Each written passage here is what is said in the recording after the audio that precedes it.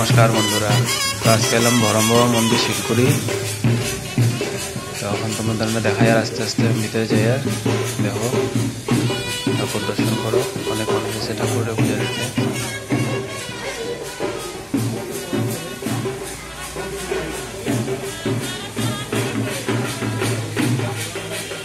আমি আমার মিসেসও রেডি হইলাম, এখন পূজা দিতাম কইয়া ঠাকুরের বস্ত্র আর মালা লইয়া। এখন যাই গিয়া লাইনে দাঁড়াই। তো আইতে ঠাকুরের মালা দিলাম, দেখতে পারা। তো জানাইও কিরকম লাগছে তোমরা। তখন আমরা আকর ফুলের মালা দিতাম, তো আমার যখন রাম রাম লিখতেছে পাতাতে।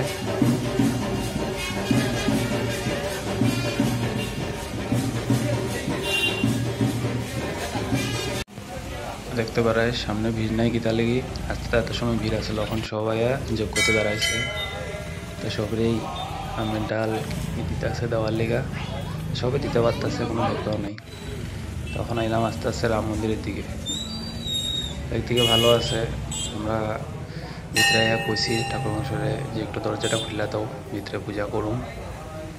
তো ঠাকুর মশাই আইতেছে চাবি নিয়ে, খুলে দিব। এখন একটা ভালো লাগছে।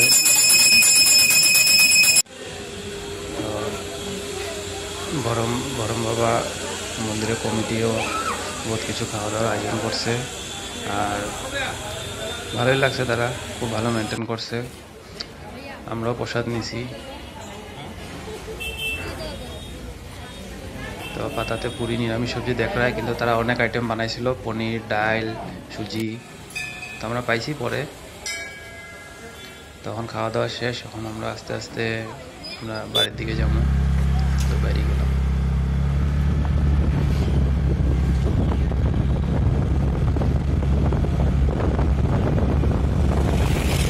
খুবই ভালো লাগলো আয়া এখানে, আর খুব ভালো আয়োজনও করছে বরম বাবা মন্দির কমিটি। সবাই আয়ও দর্শন করি।